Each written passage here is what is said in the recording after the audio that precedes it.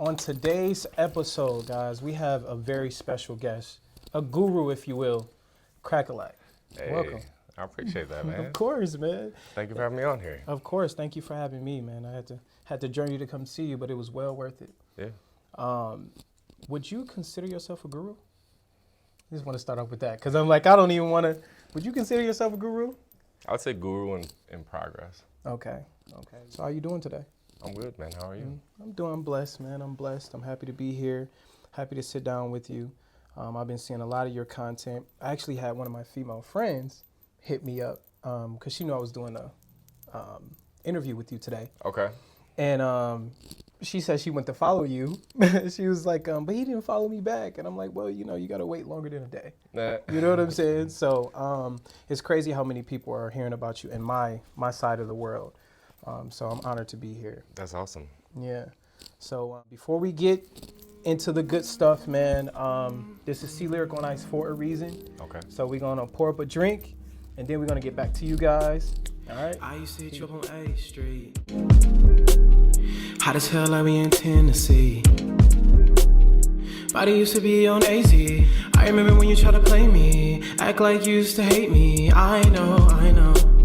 Sweet as hell like you're a pastry. Say you wanna cover the Macy's. I start picking, start hating. Rockefeller like Jay-Z. You my babe go crazy. Gotta get back to where you stay. All right, and we're back. So Crack, man, tell me who you are. For the people who don't know, at least, I would say I'm a problem solver. Okay. But it all started from, I used to be a music artist. Mm-hmm. So you see, right now we're I in a want to know more recording about studio. that too. Mm-hmm. And yeah, basically one day I wanted to be a music artist. Okay. And then I ran into a million problems along the way. Wow. And then I started solving those problems one at a time. And then as I solved the problems, I was learning new skills. And then I started offering those skills to help other people out. And then basically that's kind of my summary for the last 20 years. Okay. You were an artist at first. Yeah. Were you a rapper, a singer? Yeah. What? Cracka on the track, literally. It's crazy. Yeah. Man, so are you an artist now? Not like putting out Music? Yeah, you're not vocals. Okay. Nothing like that. I think it would be sweet though to have, because I put out a lot of content.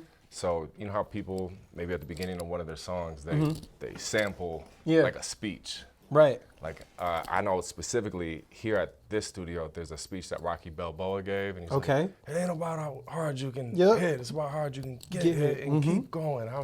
And I've had different artists here have me download that speech and put it on the intro of one of their songs. So I'll be honored the day that someone takes one of my talks, gotta do that. Chops it up and throws it on the intro song. I feel like that'd be like I made it. That'd actually be crazy. Do you think like you would be better at rapping now since you probably recorded so many artists in different type of genres? Like, yeah, that's part of the reason why it was so hard for me to give it up was because it was like, man, you know how anyone watching this, if they may say, yo, if I knew how to do what you would do, that's what I would do every day. Well, that's what I did every day for years. So it's like every day I had a whiteboard and it was make a beat, write a song, record a song, mix a song. And I did that every single day for years to where I had about 500 to 600 songs. wow. I put out 16 albums. Wow. So like I graduated high school. Is this stuff on YouTube? Some of it is it's so old. You gotta think like YouTube, I think came out in like 2004. Wow. And so I graduated in 2006. And so a lot of this music was 2006 to 2011 or so. So it was like 5 years. But in those 5 years, I put out all these projects. And so it's really just learning the skill. Right. But yeah, it was hard for me to give up and walk away from because I had so much music. It was like so many people knew me for that. That's and I was crazy. just thinking like, I was so afraid of being behind the scenes because I just felt like no one cared about the guy behind the scenes. The guy that's actually like recording the song, mixing the song, no one cares about that. They care about the artist. Right. They and don't I felt see like the dude making the beat, no one cares about. No one even knows what he looks like, what his name is. They just see the artist, And the same thing with the guy that's shooting the videos and making them look good, and no one cares about him. They just care about the artist. So a lot has changed. Yeah. Because, now if I say Metro Boomin, you know what he looks like. Exactly. Murder Beats, a lot of these guys, Timbaland, Dr. J, like they've done that, and so now I'm happy to be the behind the scene guy. Right. So is that the walk that you're walking right now? Is 100%. Metro Boomin, Timbaland, all of them? Yeah. Man, that's crazy. Yeah. That's actually crazy. So you've been an artist, and now you start to branch out. What is your favorite part about the music to you? Like, is it the engineering? Is it the producing? Is it the recording the actual track? And I'm sure people do know that you're a videographer. So like, what is your favorite part about the music? I like doing all the different things. And for me, I've always known that if I just did one thing, it'd be easier to get farther, faster. Okay. And to be known for that thing, But I just lose interest. And so I like bouncing around from different things because if all I did was make beats, I don't, like I like making beats and I'm good at making beats and I've done it for a long time and had success doing it, but if all I did was that, it just wouldn't be fun. Yeah, it'll die out. Same thing with engineering, like I enjoy it. I love like helping artists, they come in here and they have an idea and then they start rapping and then they go in the booth and I record it and then I'm mixing it and then they're hearing how I make it sound and like that's a great feeling also, but when I start getting really busy with lots of studio sessions, I start to enjoy it less and less. Wow. And then the same thing with music videos. I love doing them, but if I do a whole bunch of videos, I start to enjoy the process less. So I like bouncing around. It keeps it fresh. I was about to say, so like, how do you schedule that stuff? Like, yeah, so. Is it a lot of work or are you good with time management? I've had to become good at it because of this, Like the easy analogy would be, like if you're starting a garden, so when you're first starting a garden, you plant all these seeds. Right. And in the beginning, it's like easy maintenance. Just there's nothing going on. There's nothing going on, right? Over time, as the years go by, and as long as you're doing everything right, they start to grow and grow, and they become where they need more of your time and energy. And it had got maybe a few years ago to where kind of each of these things that I used to, easily make time to do all 7 of these things. Wow. It got to where they grew up and it was like, geez, this thing requires a full-time person to help me with this and a full-time team to help me with this and this and this. And so it forced me to, being a problem solver, it's like, okay, what do I do here? I have to delegate, I have to grow, I have to bring people on, I have to get help now because I can't do this by myself. I'm driving myself crazy. So I think it's really just running into the problem and fixing it. And then fixing it from there. That's crazy too, man, because I find myself, trying to get better at time management and trying to make sure that I'm not spreading myself thin, but being effective in those fields and doing enough, like, you got to do more in order to be successful. You can't just stay in one field. So let's branch over to the videography side. Because I see Tropic video you just did, one of my good friends. Shout out to Tropic. Shout out to Tropic. He's a great guy. Is he? Yeah. Was he like, I'm talking about working with them. Because I know how it could be working with artists. Yeah. We had one hiccup. It was when, you were there, right? Yeah. So sometimes, and it was his first video. Yep. So I've done over 500. So I have the experience and wisdom to like call in audible. But for it to be your first video and this is like your baby and you're like, this is how we're doing it. This is what we planned on. And then all of a sudden it's like, hey, audible. Yep. Things got to change. And we had a moment that he was, so we're just not doing that part then? Just going to delete that whole thing? I was like, yes, but it's not, you don't need that. Trust the the reason process. why is because of this, right? And then, we got past it and then everyone's happy. The video came out exactly how he wanted to. And that's a different scenario with a different artist where just trusting the process, like you said, trusting the process and rolling with the punches and understanding that audibles, I mean, out of those 500 videos, I mean, there's probably at least 400 audibles to where like this was the plan. And then maybe this person doesn't show up and it's like, okay, that they were a key role in this video. Okay, we got to do something different, and we do something different, and it turns out great. And it happens every time, whether it's with models, it's with places that you booked. And I was telling him the same thing. Like, the show must go on.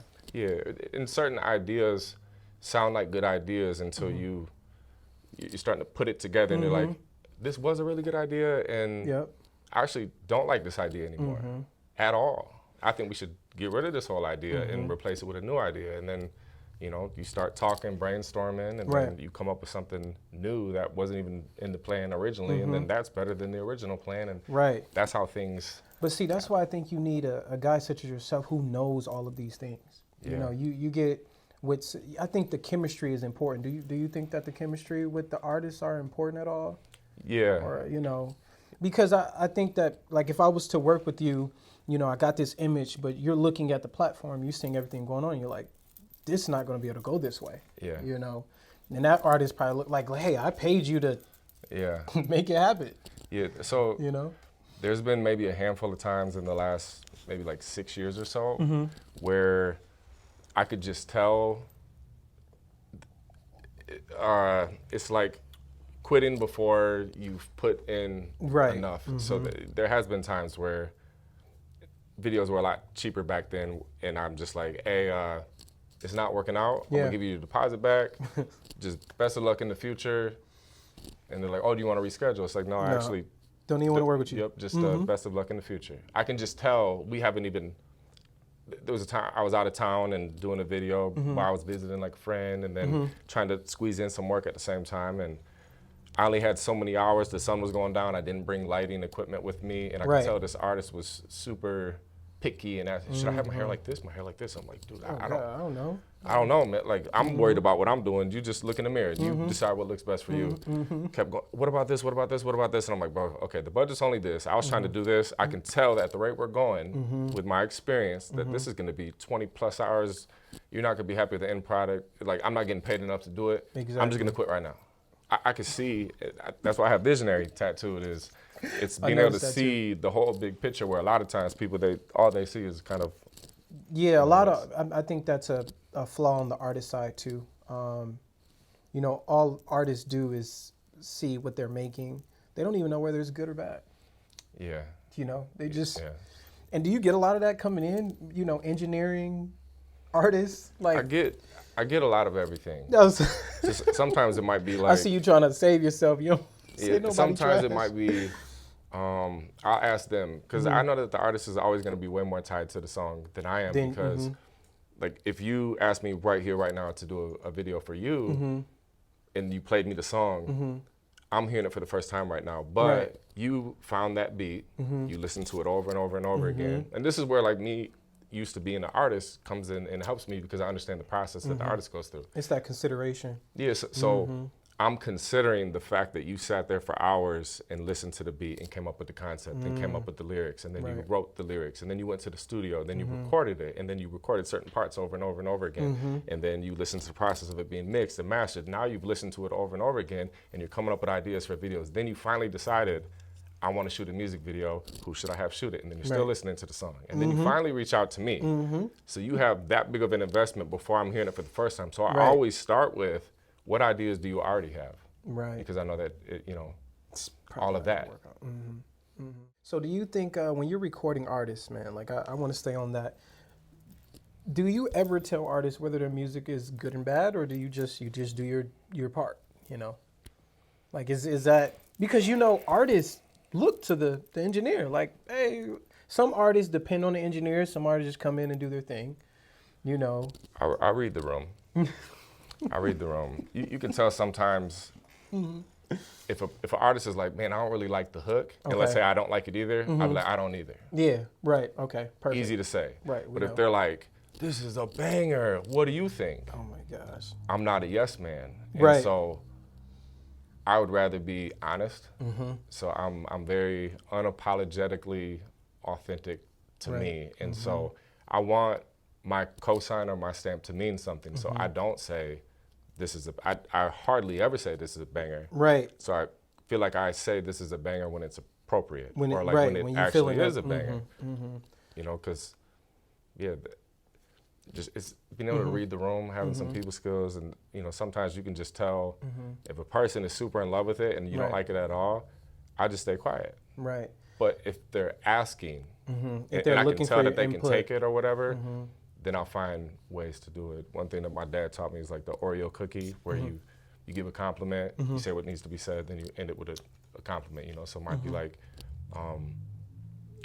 you recorded this really good. I like your delivery on this. Right. The vocals were good, but I think that the lyrics could use some work, or I think, you know, blah, blah, blah, good note again. If you want to do that, I think you could do it really easy because you recorded this really fast. Right, right. Okay, so how do you feel like with giving all of that input? Like, are you okay with kind of molding an artist? I know we're not in that era anymore where it's like artist development and things of that nature. I mean, I know the labels are getting bigger, so they're putting artists through artist development, but when you come to record an artist, are you okay with kind of like, if they're asking all those questions, like, oh, how do this sound? Should I do this like this? Are you okay with that? Yeah, I like it. I think it's a respect thing. It's they respect my opinion. They're asking for it, you know. And if I was in their shoes and I was in here with me, and you know, let's say I'm an 18 or 19-year-old, this might be you know, my first, second, third time in the studio, and I'm in the studio with someone that has 20 years of experience, has worked with thousands of artists. Right. I want to pick his brain. Right. You know, I want to get as much. Like, I think that's the main thing that some people may overlook with like working with me is getting access to, like, I invite you to anytime you're with me, like, pick this brain, ask me as many questions as you can. Like, I don't hold back at all. I want your music. You want the artist's music to come out how they plus intended it to. It's a let me help you help me. Right. So if a music artist is coming to the studio, for example, let's say instead of the studio, we say it's a gym, and I'm a personal trainer. If you're not losing any weight, you're not getting any stronger, you're not seeing any progress, you're gonna stop coming to me. Right. And you're gonna quit. It's true. So It's very true. now let's say instead you're seeing progress, you're gonna keep coming back. So the same thing with the music artists. It breaks my fucking heart to see music artists fail, because, you know, at one point I was the music artist and I was trying to figure everything out. Then it's like, as I learned more, I had a lot of aha. So I have a lot of guidance that could really help music artists. So I share that as often as I can, because That's a blessing. the more successful that the music artist is, then they're in a better position to continue working with me. And then they're always gonna come back to the person that helped them get there. So do you think you get enough credit for all that you do? I mean, a lot of times, like you said, you know, no one knows about the engineer, or, you know, they shout out, but a lot of people don't know about the guys in behind the scene. Like, so do you feel like you get enough credit? I think that everyone is exactly where they're supposed to be. So like, me and you both would love to be famous, right? Of course. But we're not famous because we're not meant to be famous yet. I agree. You know, so I feel like you're exactly where you're supposed to be, and there's a reason behind it. And then I'm exactly where I'm supposed to be, and there's a reason behind it. And so then the day where it actually does happen, we appreciate it more, because we went through the mud, and there were so many years where, you know, we wanted to be in this position, but we weren't, you know, the person required to become that person to get into that position. Hey man, y'all better pick up this game that Crack is giving you guys. Free game of crack. For real, like, it's crazy. You know, what is this, by the way? Huh? What is this? I don't want to say the drink, because It's a drink, yeah. It's a drink. It's a future sponsorship. With a chase. And I always chase my drinks. I don't know if you're a hard liquor guy. No. No, okay, No. yeah. I haven't had that hard of a life. Yeah, I don't. I always chase my drinks. Yeah. But man, it's so great to be here, because Bankroll. RT Bankroll. Shout out to Bankroll. He put me on you a while ago, and you got, you know, we had some things going on with the Miami video, and you came in so clutch. I mean, originally you were supposed to be the guy, but some things happened on your end. Shoulder surgery. Yeah, it's like, what? Yeah. And we're going to Miami, you know, we're spending a lot of money. We need Crack on this video. But I brought another guy and things didn't work out, and I was just so blessed that we were able to still use you, like that you were still willing to work on a video that you didn't shoot. Yeah. What was your thought process behind that? Like, did that affect you at all? Like, oh, I didn't shoot this video, I don't want to. Well, obviously you worked on it, but did that affect you at all mentally? Yeah, for sure. Like that's not something that I offer. So Okay. it was just trusting. It was like, God. Yeah. God and trusting the RT Trusting. bankroll with the phone call of like, yeah, just walk me through what did you guys film? Yeah. So I can yeah. even see, because to It's crazy. put your name on anything, just if you see Cracka films at the beginning of the video, it's the videos look the way that they look because of the planning, the directing, the filming. So there's so many different areas where you could like drop the ball to where having the wrong person mess something up, it could ruin the video. So it's kind of like, if you look at the filming, was everything filmed with the correct settings in camera? Okay, what equipment did you use to film it? Like, if it was shitty equipment, then you had the best editor in the world, and it's gonna be hard to make up that look. And then if you had the best equipment in the world, but the person using it didn't know how to film and the settings are all off, Right. you can't fix that, you know? And so the reason why I do not offer editing, that was maybe like 5 times in my whole life have I ever done that, and that was one of them. Yes. But because of that, it's protecting my brand, because of when I ask them and they're like, oh, we just got, you know, a bunch of random footage of this. I'm like, I can't, I don't want to do it. Right, man. you don't want to look through all that. Man, we were so blessed, man. We spent a lot of money and things were happening with the guy, and the video still came out good. What would you say during the video shoot was the biggest, like, this ain't going how we planned moment? I want to say, it's a good question. The videographer, but I also want to say artist. You know, and this is nothing to bankroll, but I'm a little more seasoned when it comes to the music and shooting videos, and so when I am shooting, I'm business mindset. Yeah. You know, I don't care where. I don't care if we're on a yacht, whatever the case. Everyone's having fun. I'm focused. Business, yeah. So, you know, we got cars, we got models, we got egos, we got attitudes, and it could become a mess. You know, there's, you know, we had drones, right? Okay. And we couldn't shoot past a certain height in the air. Yep. You know, so, you know, Bankroll wasn't feeling that. You know, he's like, just shoot the shit. You know what I'm saying? Just shoot it. You know, and it's like, bro, we can't shoot a certain height in the air or we get in trouble. You know, so I think that the people, it's always the people. Yeah. It's always the people. For you? So it was just basically like not understanding the process, kind of, or not understanding the process, the patience, and realizing like you're the guy, but you kind of can't let things you can't get beside yourself. You know what I'm saying? It's like, play your role and let's get this done.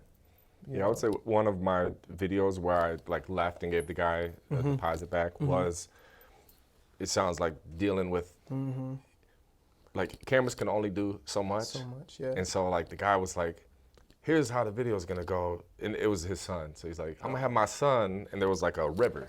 He said, I'm gonna have my son on one side of the river, and you're gonna be filming him close up.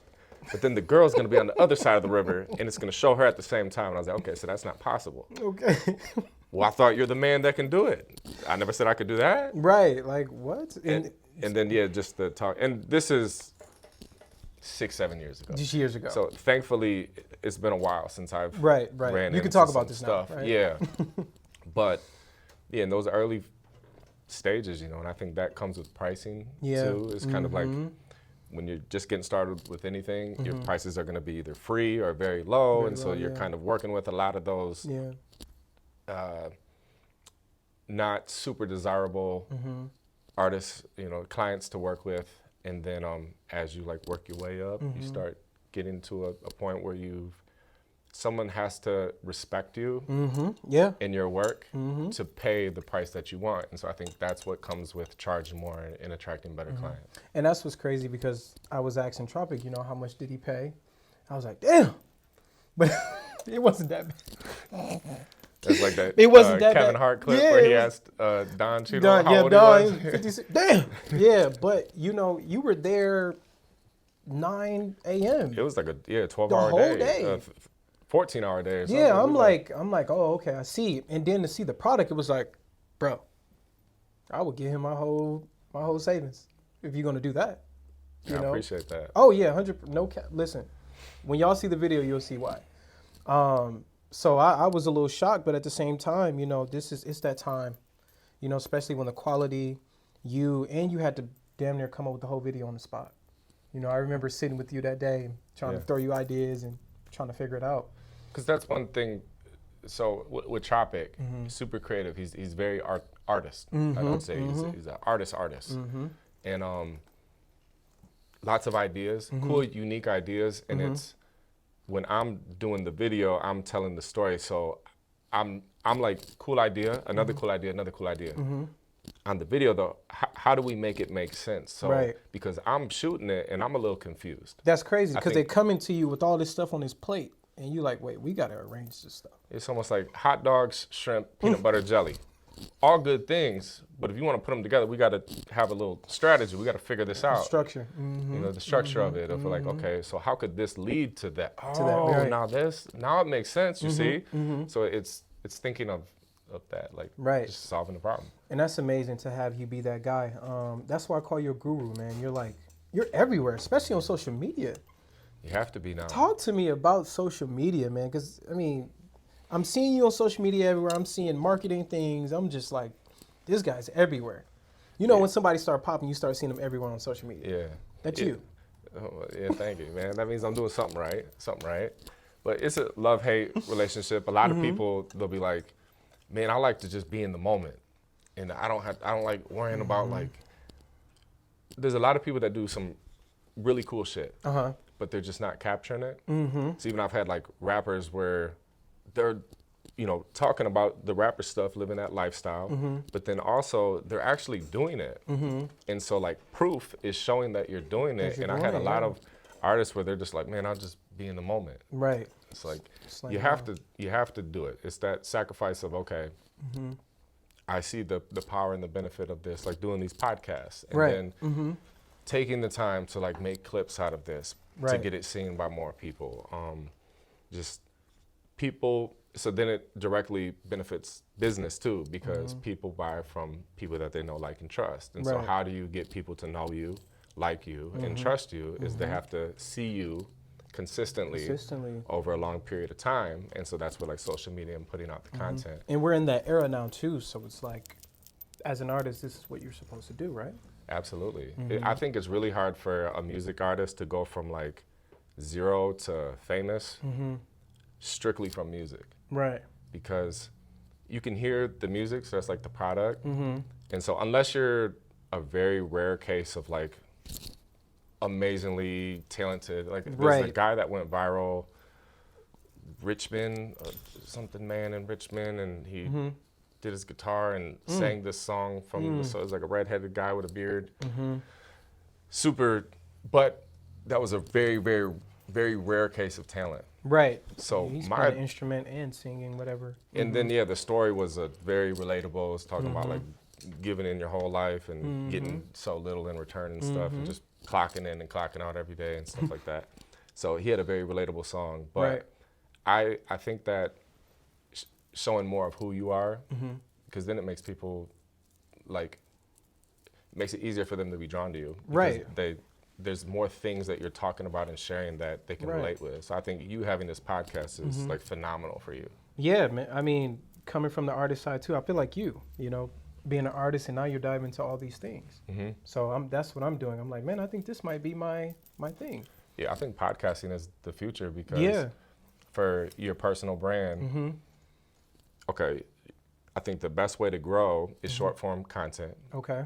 And this allows you to get short form content because this is going to be a long 30-minute to an hour, whatever, piece of long form content, and then you get all the short form content out of it. So you're able to grow because you're taking advantage of short form content. But then you're able to build a connection and community because the only way to do that is, it's really hard to like get deeply connected with someone off of short form. Right. So I think that's where like YouTube plays a much bigger role with connection and deep connection, because it's if you consume a 30-second clip from someone, then you can keep scrolling and kind of forget about them. But if you consume like a 30-minute video from someone, you're invested. Yeah, you're invested. And so you get the best of everything. So short form video content, you're able to grow faster because that's where growth is happening right now. You're able to build your connection and relatability and authentic and community, deep connection because you have the long form content. Right. But then, like the third thing is collaboration. Collaboration. So podcasting is a cheat code because who doesn't want to talk about themselves? Everyone does. So you get access to so many people that you might not have got access to before because you're inviting them to come on your platform and talk about themselves. Or, you know, you're sharing them to your audience. And even being on your platform, man, this was, when I started this, I already had you on my list. Hey. I was like, I'm hitting up Crack for sure. I hope he only sits down with me. Yeah. You know, and that's because you do it right. And it's inspiring, to be honest. I mean, what do you think hold back people from just doing the things that you do? When I mean, you know, the promotions and the social media, like, what do you think hold artists back? I would say overthinking. Okay. Yep. That's me. I have a history of just overthinking so many different things. And the perfect example of overthinking is I was going to make my first course about 2 years ago. It took me 14 months to make it, right? It's crazy. Overthinking every part of it. It was like, okay, the website. Yep. Let me basically educate myself enough so I have damn near a master's degree on websites. Okay, I figured that out. And then I ran into the email marketing side. Well, then I obsessed with that for a few months and became damn near a master's degree in email marketing. And every step of the way. So zoom out 14 months. I'm putting together this thing, and in 14 months I made $0 from it because I was putting it together. Right. Took that long. Wow. Malik, shout out to Malik. He got a course from this Instagram growth guy. And on the website, there's sections where it says, like, this is where you type this like, It's like he had some sort of template that he used to make his website that he didn't, so like, he didn't have a perfect website. Wow. It'd be like if you downloaded some template and it says, like, put your headline here. And his public website said, put your headline here with a random stock picture of shoes. Use it. So, meanwhile, he made hundreds of thousands of dollars and just did it. And I'm making the perfect website, the perfect you course. trying to know as much as you can know. So that taught me is like, okay, you got to go from idea to action as fast as you possibly can. Yeah. So when would you say you would have started out of those 14 months? You say you would have spent maybe 2 months getting your knowledge together, then you would have jumped into it? Yeah, they say as long as you have a 70% understanding, then you're good enough to go. Okay. Where, you know, maybe some people make a lot of mistakes because they have like a 10% understanding, then they just start going, they run into the wall 100 times and slowly figure it out. I don't think that's the move either. Right. But I would try to have, in the past, the problem was I would try to have 100% of everything figured out and then go do the thing. Okay. But you'll never have 100% figured out because then you run into more and more and more things. And then especially on months YouTube. Oh my gosh. Yeah. So endless knowledge on YouTube. I would say just aim for like 70% at the most. And as long as you're like, yo, I at least know 70% of what I'm going to do. Now I have to do it. I hope you guys are picking up what he's putting down. 70% of knowledge and take action. Yeah, then take action. Then take action. All right, man. So I want to talk about what inspires you. What motivates you to get up and do this every day? I have a big why. Okay. Yeah, that's what I want to know. Your why. That's a good ass question. You know, that's because, you know, music, man, people put a time. It's like women and getting pregnant. You know, you got that timeline on it. I can only do this to 28. I don't want to be 35 making music, you know, without seeing results. So, you know, what motivate? And obviously, again, you are in every field, but yeah, what motivates you, inspires you to get up and do this every day, to expand your business, to help other artists? Yeah, I mean, I think at the end of the day, the simplest answer would be I want a lot of people at my funeral. You know, that's old school. Yeah. That's old school. When my grandpa died, it was a ton of people at his funeral. And I think that's like the easiest example of like how many people did you impact while you're here. Somehow I'm gonna have to put like an applause in this. That's crazy. Yeah. Wow. That's a good example. Because, you know, I could say I like the fulfillment that I get for connecting with other people, the fulfillment that I get with helping other people. But if you group all that together, it's just, you know, I want a lot of people at my funeral. Man, So that's your why. That's my why. What is the end goal?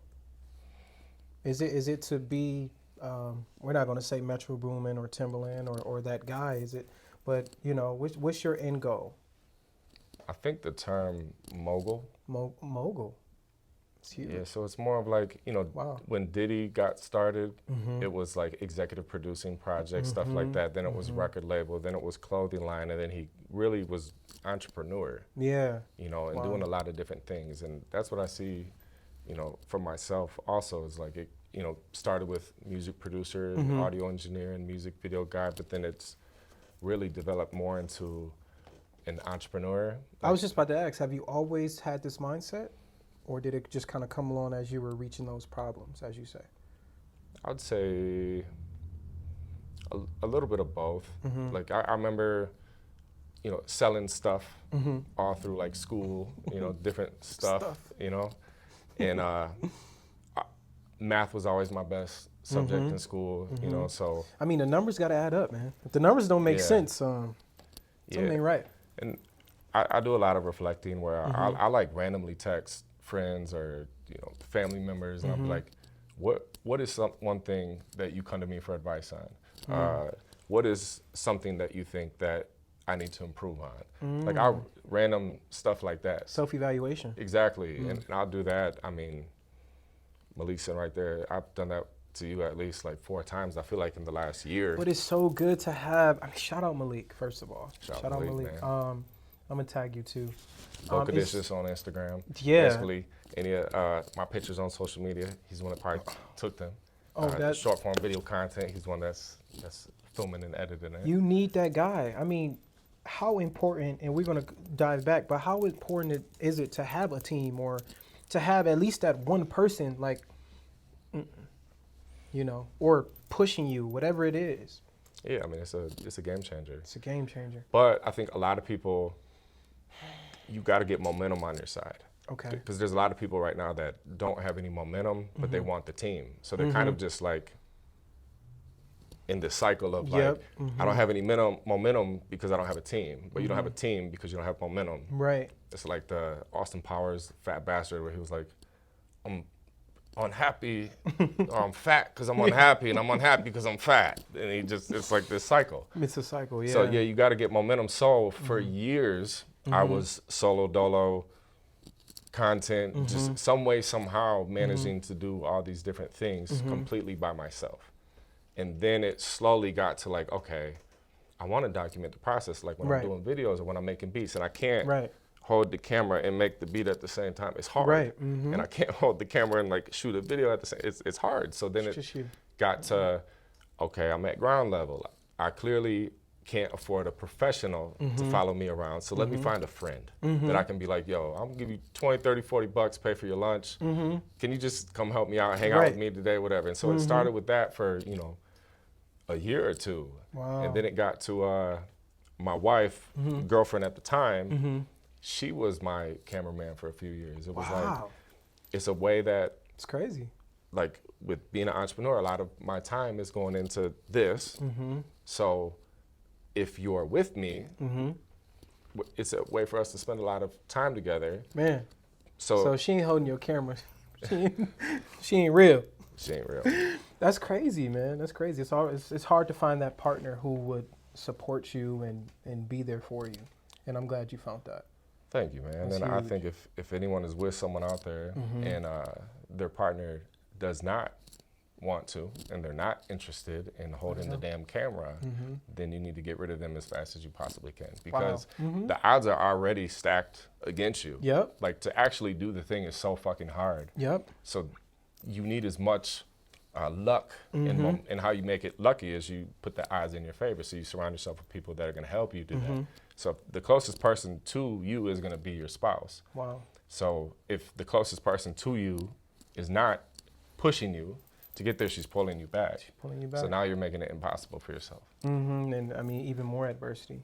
So Malik, man, let's talk about Malik, because it's like we talk about how important the team is. Is that how it started? It was the $30, $40 and then it just kept growing? Yeah. Yep. So in the beginning it was that. Then it was like, hey, we need to save some money. And then my wife, girlfriend at the time, she didn't like her job and was complaining and complaining. And then I'm like, and at the time, my protege cameraman for like the last 2 years had gotten good enough to where, like when he started, basically I was doing a music video for his dad, and his dad's like, hey, this is my son, nice to meet you. Just bought him a camera. You know, can he follow you around? Can he ask you questions, whatever? And so it kind of was like, hey, I'll teach you how to use that thing. Right. If you can, you know, do behind the scenes for me. And so he had got good enough to where the $50 to $100 I was giving him, he was starting to get offered $200 to do videos and stuff. So I was like, hey, basically, let's consider this, you graduated. Right. You know, I'm happy for you, go out there and do it. Oh, damn, this sucks for me because now I need to find a new cameraman. And it was a process, and then it just made sense at the time for my girlfriend to be my cameraman. Yeah. And so she was for a few years, but then the problem that we ran into was she was my cameraman because she loved me, right? But not because she was like a cameraman and she was getting the angles and stuff like that. So fast forward, and I think the principle here is like when you're on the right track and doing the right thing, eventually over time you'll have momentum. Right. And so as you have momentum, you're gonna start attracting like-minded people to you. Yep. So fast forward, you know, some years of doing this, Malik reaches out to me one day, and he had just said, hey, I got a camera, reached out to a couple of people. They said, you're the guy to talk to. I'd love to just, you know, watch your process or, you know, come see you shoot a video sometime. Shout out to you. And I was doing a lot of out-of-town stuff, and I was like, actually, I have a local shoot here, and it was like that weekend or something, pull up. So he was there, and I remember, you know, to shoot a music video, it might not be the most interesting thing to a lot of people. Right. But to certain people, it's the coolest shit ever. And Malik gave me the vibe, like he was just constantly, to summarize his actions, he was just constantly giving a fuck. Just constantly asking questions, constantly just watching and doing it. I was like, I like having that around me. Right. Hey, you're welcome. I'm doing another shoot locally here. Come here. You know, and so then he kept getting better. Right. And so it made sense, like, I care a lot about the work, and I'm very passionate about it. And like I said, my wife wasn't passionate about the behind-the-scene pictures. Right, which makes sense, right? Yeah. So it's like, okay, I get it.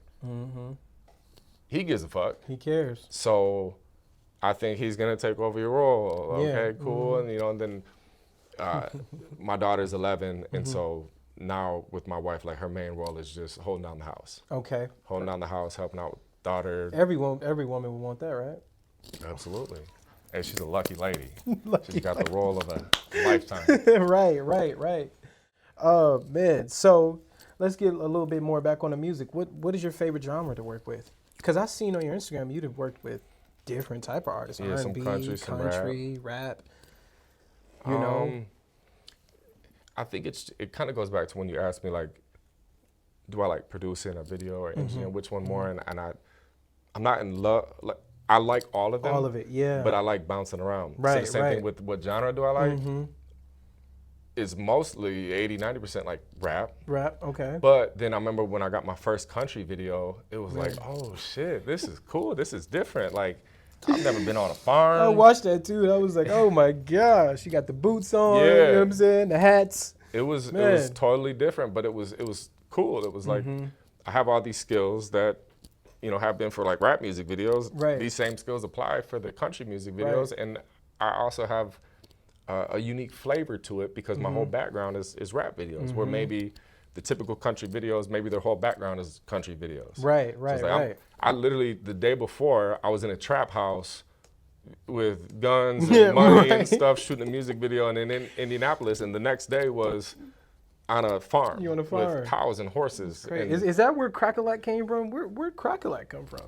It was basically when I was 15. My best friend was black. He had a really cool nickname. Okay. So it was like a mixture of his first name and last name. And we had experimented with different genres of music, kind of like. So I'm 35. So damn. I was around with, remember Backstreet Boys, NSYNC, and so there was an era where like pop was the shit. And so when we were in like elementary school, we want to have a boy band. Okay. Like, singing. Which sounds about right around that time. Mm-hmm. So then when we were in middle school, it's kind of like rock was popular. So then he starts playing the guitar. Okay. I start playing the drums, and we had like a hangout band. Well, then hip hop comes around. We start listening to hip hop or whatever. I would wake up at his house one morning, and he's making a beat and recording. Wow. Then he was like, you know, you should try this. And so me and him did the pop together, the rock together. Then it was like rap time, and Eminem was like on fire right then and there. And so he had a cool nickname. Everyone called him by his nickname, and I needed a name. And so I was like, bro, I'm white. What am I gonna do? Call myself like Cracka, the white rapper, is what I said or something. And he was like, why don't you do it? Eminem did an 8 Mile and kind of make fun of yourself. So that's when I was like, okay, I'll be crazy. Cracka. And literally it was that would have been fire too. It was Cracka because in our high school newspaper, like I had a picture in it, and I'm just like this, and it says Cracka. And then when I was making beats and I needed a tag, and usually it's like something on the beat, something on the track, and then I happened to say Crack-a-lack on the track. Wow. And then that was kind of like the thing through high school. When people would be in the hallway, they might be like, Crack-a-lack on the track. Crack-a-lack on the track. Yeah. Wow, that's interesting, man. So you've always pretty much been in the culture, for real? Yeah, for sure. Yeah. Dang. Wow. Would you consider yourself black now? I'm just no. I hope I get an invite to the barbecue. Oh, you're definitely invited to the barbecue. Come on now. Man. So okay, so we're now in 2023, man. You're popping, you're going crazy right now. Are you do you like cinema? Cuz I'm thinking about Tropic Video. It's giving the cinema vibes. Do you see yourself stepping into that era, that area, realm, as we would call it? I feel like that's how I would describe my videos, would be the cinematic. Cinematic, yeah. Because there's what I would look at as like the amateur looking videos. I think, say the typical Detroit $200-300 video, camera's moving really fast, the guy's freaking head blows and whatever, and then goes to the next frame and stuff like that. Like, I'm not a fan of that look. I think I would just describe kind of my style is very fundamentally correct.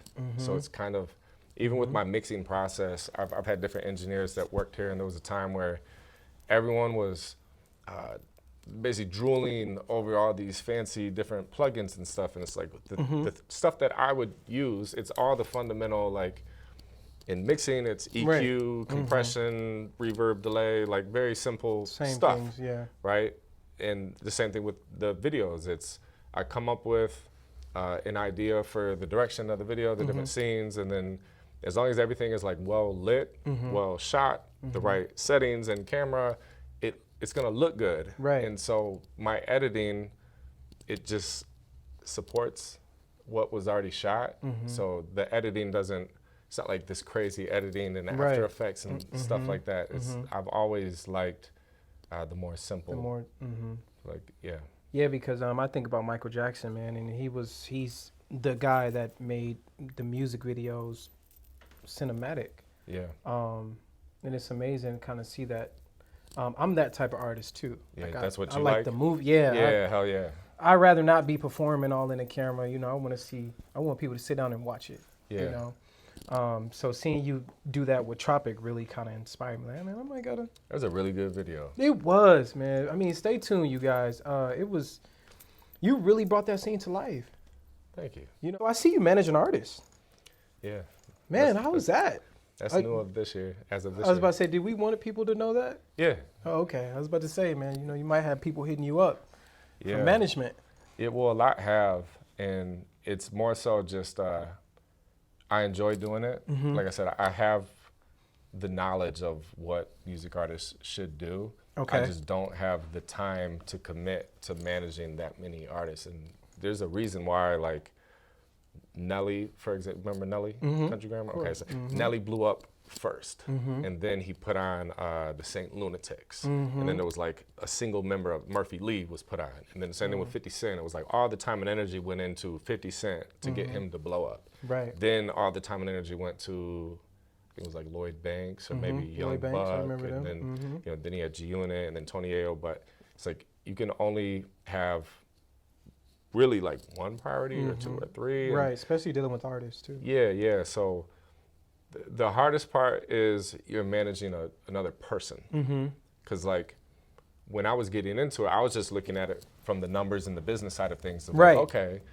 the business is doing this. The business is not doing all these different things. So I'm just going to have the business start doing all these different things, and it's going to grow, and then piece of cake.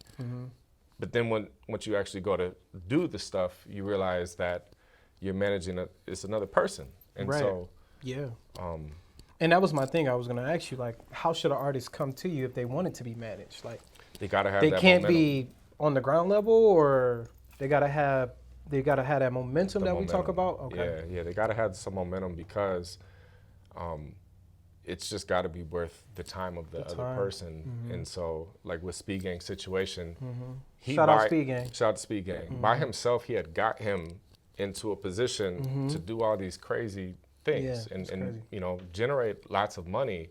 So he is definitely, we're polar opposites, yin and yang. So like, shout out Drake too. You know, that's a song, Polar Opposites. Okay. On his new For the Dogs album. There you go. Plugs. But yeah, I'm very responsible and reserved and like routine and scheduled and strict, and he's opposite, and he's an artist. He's an artist, you know. He's an artist, and he's like the perfect candidate to have a manager. So yeah, I've learned a lot from it, and yeah, it's been about 10 months managing. It's been successful, been going good. Yes. I see y'all had some performances and things of that nature. So far, so good, yeah. And there's a lot of things that have happened that I truly feel like wouldn't have happened if I wasn't in the picture, and that's what makes me happy. Because at the same time, I want to make sure, just how my character is, I want to make sure that I'm being helpful. And so I think the things that upset me the most is if I ever feel like I'm wasting my time. And so there's been, you know, a good handful or two of things that have happened since I've been managing that I'm confident that wouldn't have happened within the time frame. Did you know anything about management? The way you kind of just, you know, because they do this all the time. Oh, I'll be your manager. My friend's my manager. Yeah, everybody pretty much know what they're doing when it comes to managing an artist. Yeah, when he approached me, I told him, at first I was like, kind of how we met was he was getting beats from me for like 5 years ago, and then 4 years ago, 3 years. So kind of he's been making money off your beats, pretty much. Well, I knew he had some money because he was buying all these beats and not putting out any songs to him. So I'm like, to just kind of spend money on all this stuff and not use it, you're in a position to where you're not like... You don't care about it, really. Yeah. So, yeah, he had asked me, and other artists have asked me over the years too, and I'm always just like, man, I'm still managing myself. I'm not about to babysit another grown man or grown woman, because girls have asked too. But he caught me at a right time. It was like my studio had shut down. And then I was like, well, the main thing is, bro, I know you're doing well, I just don't know how well you're doing. Right. The numbers have to make sense because I have a lot of things going on already. And I already am spread thin and don't have a lot of time. So for me to put you here, I have to take something off. So I have to see the money and the numbers and stuff. And so after we looked into that, show me something. I was like, give me 48 hours and let me put together something. And I would say in that 48 hours, I'm very good at learning. So I feel like in 48 hours, the amount of like phone calls, conversations, YouTube videos, articles I read, it was like I feel like I damn near got a bachelor's degree in music management and exactly what my role would be. And so I must have did a good enough job because the things that I put together and wrote up, when we met with a real lawyer, a lot of the stuff was copied and pasted into the contract that we signed. Wow. So it was very like, my roles and responsibilities will be these things. I will not be responsible for these things. Because I was just, that comes with experience and wisdom of like, okay, I went into business with a friend before, and what things went wrong? Okay, it's these expectations and assumptions that you don't address. Right. So let's say with this podcast, let's say this is our podcast now. Well, what different parts go into the podcast? We got to get guests. Yep. We got to have equipment to film the shit. Yep. Someone's got to edit all this. Someone's got to run the social media. Someone's got to make clips out of it. Someone's got to post and engage and respond to the social media and stuff. Getting me hip about all the things. There's a lot of different things. Let's say reaching out to sponsorships and stuff like that. That could be a thing. Uploading to your Spotify and your YouTube and all that. If we're not clear up front, I'm like, all right, so here's 8 things that we just thought of. You pick 4, I pick 4. In the past, I didn't have that conversation, so it's kind of more so like, everything's up in the air. Yeah, I'm upset at you because you didn't do this thing, but you didn't know that you were supposed to do this thing. And then sometimes I do this thing, but then sometimes you do this thing. So it's like, no, okay. I'm gonna put it in black and white so it's very clear. Some organization too. Yep. Wow. All right, man, we're coming to the closing, man. I really feel like you done gave us a lot of game. It was amazing sitting down with you, man. I'm blessed to be able to come this way and finally get in the studio. Welcome to the Crack House. Yeah, man. Welcome to I'm glad to be here. I'm gonna definitely get some content around here of you in the studio because it looks amazing in here. And thank you. I know you say you just shut down. It shut down and then you already back up. Yeah. How long has it been? It's been like 2 years? No. So I shut down for 7 months. Wow. Yeah, and it was a crazy incident that happened at the studio, and that's why it shut down. Wow. And so I had to find a new crazy incident. Yeah. Like, can you disclose that or? It was a shooting at the studio. Wow. Yeah. A friend of mine passed away who I was doing the last studio with. Yeah. Oh man, I am sorry to hear that. Yeah. Wow. So it was a sad, tragic event that happened. Me and him had a studio in the basement of the last place, and I was there for 10 years. Man. So when that happened, the landlord's like, hey, take your time, but whenever you're ready, I do need you to basically get out of here. Yeah, get out of here. And thought it would be easy to find a new place, started looking into it, and then with managing a new artist and a lot of different stuff going on, I was questioning even opening a studio again. Yeah, it was just like, is this a sign from God that I'm not supposed to open back up? Like maybe did that happen? And then is the reason why it's so hard for me to find a new spot? And like, I would find a new spot, reach out, go look at it, and then find the cost of like completely remodeling, turning it. It's like, oh, I can't do it. Right. And then it was just like, kind of how we're talking about momentum. It was like I had a bunch of bad momentum. It was like everything kept going wrong when it came to the studio. So I just kind of hung that up for a minute where I was like, you know what, right now, every person that reaches out about the studio, I'm just gonna say, as of right now, bro, I don't have a studio. I can't give you a date when I'm gonna open. Right. Because for like 3 months, every person that would reach out, I'd be like, hey, the studio is closed, but I'm gonna have a new one real soon here. Just like stay tuned. I just kept doing that. But after like 3 months, and then a lot of people started getting impatient with it, like, bro, it's been 2 months. When's it gonna be? Ain't cracking no more. Yeah. Man, that's actually. I mean, first of all, I'm sorry to hear that with your friend, but I like the way you looked at that. You were going through a lot of adversity and you looked up to God. Like, is this not meant for me to do this because of all the things that I've been going through? But look at where you are now. And now you're in a fully plush studio. Yeah. And, it looks amazing in here. It's only been 7 months. It's like, when I was in the Navy. For 3 months. Oh, you say what? 3. I've only been in here for 3 months. And it already looks like this and it's crazy. And I know you've been working consistently. Like, wow. So we got to give thanks up to on high, Absolutely. that you are back and cracking. Back and cracking. Wow. So again, Crack, thank you for having me on this podcast, man, or being on my podcast. Yeah, absolutely. Thank you for having me. Yes, and thank you for having me in the studio. Guys, we are going to plug a lot of things in. I need you guys to check out his page. I'm going to plug that in too. Is there any plugs that you want to plug in the video? Yeah, basically, if you want to either work with me or learn from me, go to crackalike.com. And so all the different services I offer, I have links right there where you can click on those. And then also for any different courses or coaching or different things that I have, it's all there. So crackalike.com. My IG is cracka_lack. If you're interested in coming to the new studio space, crackhouse.studios.com. Man, and the before we go, the studio it's not just a studio. It's you have the photo shoot. Yeah. So it's a recording studio, production studio, and then podcast studio. Wow. So it's kind of, I've always wanted to have my own playground to be able to just create all the different stuff that I do. Yeah. And